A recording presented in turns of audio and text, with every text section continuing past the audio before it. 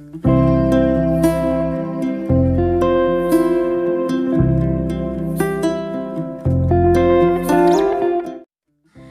Friends, welcome back to my channel.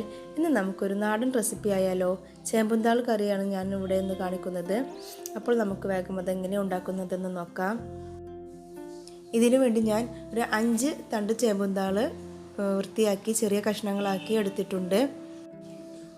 പിന്നെ ഇതിലേക്ക് ഒരു മീഡിയം സൈസിലുള്ള കപ്പക്കിഴങ്ങ്, അതുപോലെ തന്നെ 2 ചേമ്പ്, ഇവ രണ്ടും ഉപ്പിട്ട് വേവിച്ച് വെച്ചിട്ടുണ്ട്. ഒരുപാട് വെന്തുടഞ്ഞു പോയിട്ടില്ല, ഒരുവിധം വേവിച്ച് വെച്ചിട്ടുണ്ട്. ഇനി നുറുക്കി മാറ്റി വെച്ചിട്ടുള്ള ചേമ്പും താളിലോട്ട് 1/2 ടീസ്പൂൺ മഞ്ഞൾപ്പൊടി, 2 തണ്ട് വേപ്പില, എരിവിനാവശ്യമുള്ള പച്ചമുളക്, ഇവിടെ മുളകും പൊടി ചേർക്കുന്നില്ല, പച്ചമുളക് മാത്രമാണ് എരിവിന് ചേർക്കുന്നത്. അത് 2 ഞാൻ നടു കീറിയിട്ട് ഇട്ട് കൊടുത്തിട്ടുണ്ട്.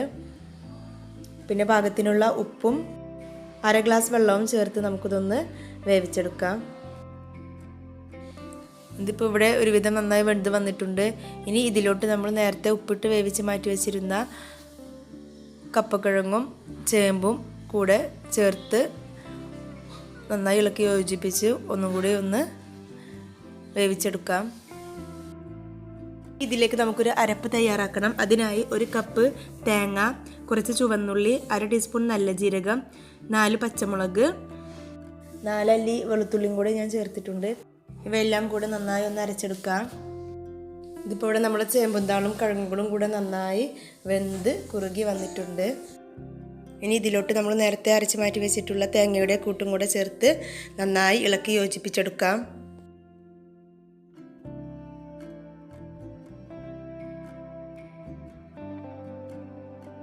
തേങ്ങയുടെ അരപ്പ് ചേർത്തതിന് ശേഷം ഞാൻ നോക്കിയപ്പോൾ എനിക്ക് കുറച്ച് ഉപ്പ് കുറവായിരുന്നു. അപ്പോൾ ഞാൻ കുറച്ച് ഉപ്പും കൂടെ ഇട്ട് അതൊന്ന് അഡ്ജസ്റ്റ് ചെയ്തെടുത്തിട്ടുണ്ട്. തേങ്ങ ചേർത്തതിന് ശേഷം ഇത് വീണ്ടും ഇനി തിളപ്പിച്ചെടുക്കേണ്ട ആവശ്യമില്ല. നന്നായി ഒന്ന് ചൂടായി പതപ്പിച്ചെടുത്താൽ മതി. ഇനി വെളിച്ചെണ്ണയിൽ കുറച്ച് കടുക് പൊട്ടിച്ച് വേപ്പിൻ്റെ ഇലയും ചേർത്ത് നമുക്ക് ഈ കറിയിലോട്ട് ചേർത്ത് കൊടുക്കാം. അങ്ങനെ വളരെ ടേസ്റ്റിയായ നാടൻ ചേമ്പും താൾ കറി ഇവിടെ റെഡി ആയിട്ടുണ്ട്. പഴമയുടെ രുചി ഇഷ്ടപ്പെടുന്ന എല്ലാവർക്കും ഈ ഒരു കറി എന്തായാലും ഇഷ്ടപ്പെടും. അപ്പോൾ നിങ്ങളെല്ലാവരും ഇത് ട്രൈ ചെയ്ത് നോക്കി നിങ്ങളുടെ ഫീഡ്ബാക്ക് കമൻറ്റായി അറിയിക്കാൻ മറക്കരുത്.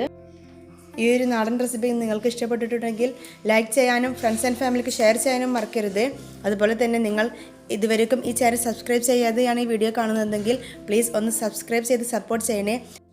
സബ്സ്ക്രൈബ് ചെയ്ത് തൊട്ടടുത്ത ബെല്ലൈക്കണും കൂടെ ഒന്ന് എനേബിൾ ചെയ്ത് അതിൽ ഓൾ എന്ന ഓപ്ഷൻ സെലക്ട് ചെയ്താൽ മാത്രമേ ഞാൻ ഇടുന്ന എല്ലാ വീഡിയോസിൻ്റെ നോട്ടിഫിക്കേഷൻസ് നിങ്ങൾക്ക് ലഭിക്കുകയുള്ളൂ. അപ്പോൾ പുതിയ റെസിപ്പിയുമായി അടുത്ത വീഡിയോയിൽ വീണ്ടും കാണാം. അതുവരേക്കും ബൈ.